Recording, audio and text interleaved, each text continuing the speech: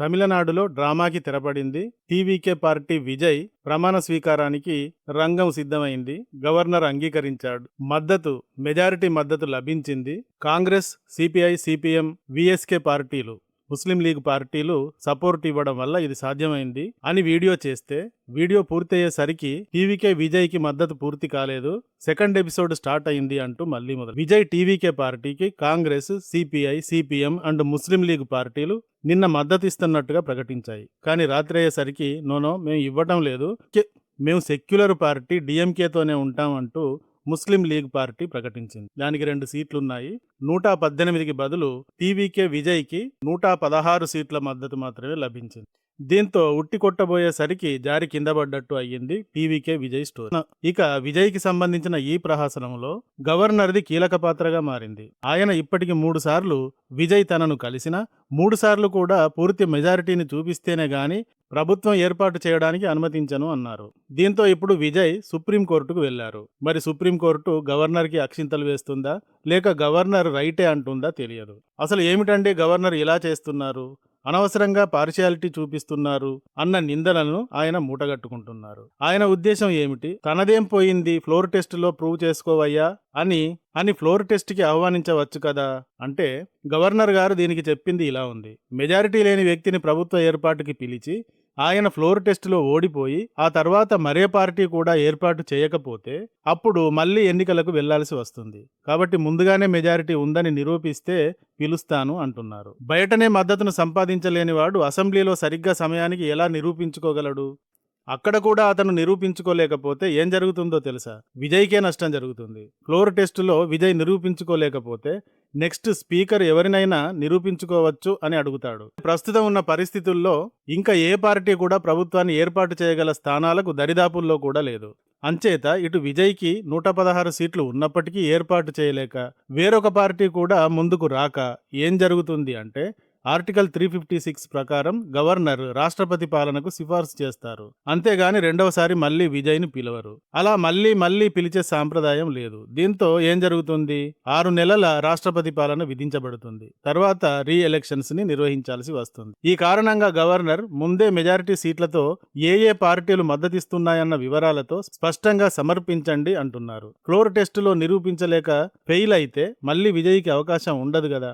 ఖచ్చితంగా రీఎలక్షన్స్ కి వెళ్లాల్సి ఉంటుంది. దీనివల్ల ప్రజాధనం కూడా వృధా అవుతుంది అన్నది గవర్నర్ వెర్షన్. దీనిని ఇక అంతా పెద్ద పెట్టున విమర్శిస్తున్నారు. గవర్నర్ బీజేపీకి చెందినవాడు కాబట్టి బీజేపీకి అనుకూలంగా ఉండే విధంగా వ్యవహరిస్తున్నాడు అంటూ. కానీ తమిళనాడులో బీజేపీకి ఒకే ఒక్క సీటు ఉంది. ఏ విధంగా కూడా బీజేపీ అక్కడ కీ రోల్ ప్లే చేయలేదు.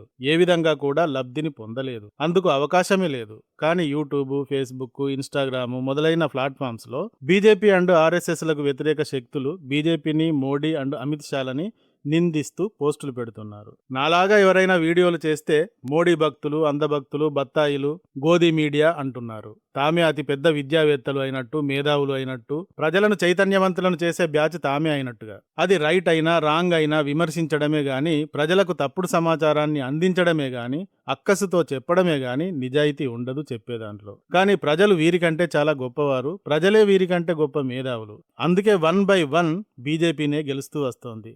దేశం అంతటా గెలిపిస్తున్న ఈ వ్యతిరేక బ్యాచ్ మాత్రం తమ తప్పుడు సమాచారాన్ని స్ప్రెడ్ చేయడాన్ని ఆపదు. ఎందుకంటే వీరికి మిగిలిందే ఈ తప్పుడు సమాచారం గనక. దానివల్ల వారికి జరిగే లాభం ఏమీ లేదు. వారు తప్పుడుగాళ్ళు అని ప్రజలు గుర్తిస్తూ పక్కన పెడుతున్నారు తప్ప.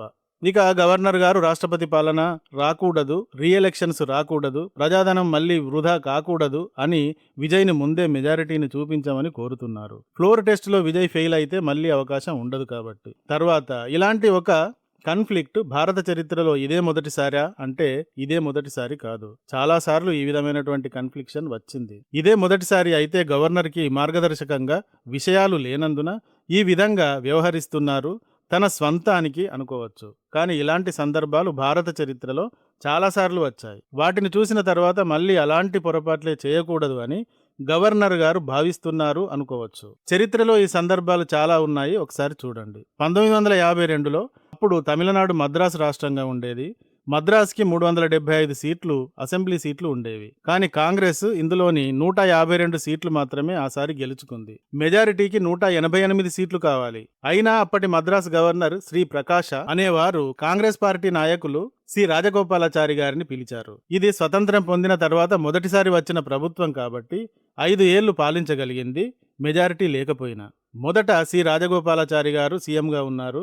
ఆ తర్వాత ఆయన దిగిపోయి కె కామరాజు గారు సీఎం అయ్యారు. సరే, గందరగోళమే జరిగింది, కానీ కాంగ్రెస్ పార్టీయే రూల్ చేసింది ఆసారి. 1967లో రాజస్థాన్ అసెంబ్లీకి జరిగిన ఎలక్షన్స్లో కాంగ్రెస్కి మెజారిటీకి 4 సీట్లు తగ్గినా అప్పటి రాజస్థాన్ గవర్నర్ సంపూర్ణానంద్ కాంగ్రెస్ని ప్రభుత్వం చేయడానికి పిలిచారు. కానీ ఆ తర్వాత విపక్షాలు తీవ్ర విమర్శలకు దిగాయి. చివరికి రాష్ట్రపతి పాలన వచ్చింది అక్కడ. 1996లో బీజేపీ లోక్సభ ఎలక్షన్స్లో సింగిల్ లార్జెస్ట్ పార్టీగా 161 సీట్లు సాధించింది. గవర్నర్ బీజేపీ నాయకులు వాజ్పేయి గారిని ప్రభుత్వ ఏర్పాటుకు పిలిచారు. కానీ 13 రోజుల తర్వాత మెజారిటీని నిరూపించుకోలేక ప్రభుత్వాన్ని డిజాల్వ్ చేసుకోవాల్సి వచ్చింది. 2017లో గోవాలో కాంగ్రెస్ 17 సీట్లతో అతిపెద్ద పార్టీగా మారింది. కానీ 13 సీట్లు వెనకబడింది. మిగతా చిన్న చిన్న పార్టీల మద్దతు తీసుకుని సంకీర్ణ ప్రభుత్వాన్ని ఆ తర్వాత ఏర్పాటు చేసింది. కానీ ఆ తర్వాత ఈ ప్రభుత్వం కూలిపోయింది. తర్వాత ఇక్కడ రాష్ట్రపతి పాలన పెట్టాల్సి వచ్చింది. 2017లో మణిపూర్లో కూడా 21 సీట్లతో మెజారిటీ సాధించలేకపోయినా బీజేపీని గవర్నర్ ప్రభుత్వానికి పిలిపించారు. 28 సీట్లు కాంగ్రెస్కు ఉన్న 21 సీట్లు ఉన్న బీజేపీ ప్రాంతీయ పార్టీల మద్దతుతో ఇక్కడ 5 ఏళ్లు పాలించగలిగింది. 2018లో 224 సీట్లు ఉన్న అసెంబ్లీలో బీజేపీ 104 సీట్లు సాధించింది. కర్ణాటకలో 13 సీట్లు మెజారిటీకి తగ్గింది. కానీ గవర్నర్ సింగిల్ లార్జెస్ట్ పార్టీ అని యడ్యూరప్పను పిలిచారు. కానీ యడ్యూరప్ప ప్రభుత్వం 5 ఏళ్లు పాలించలేకపోయింది, గందరగోళం జరిగింది. ఇలాంటి సందర్భాలు మెజారిటీ సీట్లు సాధించలేక ఫ్లోర్ టెస్టుల్లో ఫెయిల్ అయిన సందర్భాలు ఇంకా చాలా ఉన్నాయి. తర్వాత ఇక్కడ ప్రధానంగా చెప్పాల్సిన మరొక ముఖ్య విషయం ఉంది. ఇది సుప్రీంకోర్టు ఇచ్చిన తీర్పును గురించి. 1988లో ఎస్ఆర్ బొమ్మాయి కర్ణాటక ముఖ్యమంత్రి అయ్యారు. కానీ మధ్యలో కొందరు ఎమ్మెల్యేలు మద్దతును ఉపసంహరించుకున్నారు. దీంతో ఫ్లోర్ టెస్టుకి పంపకుండా గవర్నర్ కేంద్రానికి పంపించారు. కేంద్రం రాష్ట్రపతి పాలన విధిస్తూ నిర్ణయం తీసుకుంది. దీనిపైన బొమ్మాయి సుప్రీంకోర్టుకు వెళ్లారు. సుప్రీంకోర్టు దీనిపై నిర్ణయం తీసుకునే అధికారం గవర్నర్కు లేదు, ఫ్లోర్ టెస్టుకు పంపాల్సిందే అన్న నిర్ణయాన్ని ఇచ్చింది. సో ఇన్ని అనుభవాలు ఉన్నాయి కాబట్టి తమిళనాడు గవర్నర్ మరోసారి ఇక్కడ రాష్ట్రపతి పాలన ఎందుకు, ముందే మెజారిటీని చూపించి ఫ్లోర్కు వెళ్తే బాగుంటుంది, అక్కడ ఫెయిల్ అయితే మళ్ళీ ఎలక్షన్స్ని నిర్వహించాలి కదా, ముందు చూపించలేని మద్దతును ఫ్లోర్ టెస్ట్లో ఎలా చూపించగలరు, మరి కాస్త ముందే ప్రయత్నించి మద్దతును చూపించండి అన్నారు. ఇక దీనిపైన విపక్షాలు, వ్యతిరేకులు గవర్నర్ పైన దుమ్మెత్తి పోస్తున్నారు. మరి ఈ టాపిక్ పైన నాకైతే ఈ విధంగా అనిపించింది. మరి మీకు ఏ విధంగా అనిపిస్తుందో కామెంట్తో తెలియజేయండి. ఈ వీడియో కానీ నచ్చితే ఒక లైక్ ఇవ్వండి. అలాగే ఇంతవరకు మా ఛానల్కి సబ్స్క్రైబ్ చేసుకున్నట్టయితే వెంటనే సబ్స్క్రైబ్ చేసుకోండి. ఇలాంటి వీడియోల నోటిఫికేషన్స్ కొరకు బెల్ ఐకాన్ని కూడా క్లిక్ చేయండి. Thank you for watching. జై హింద్, జై భారత్.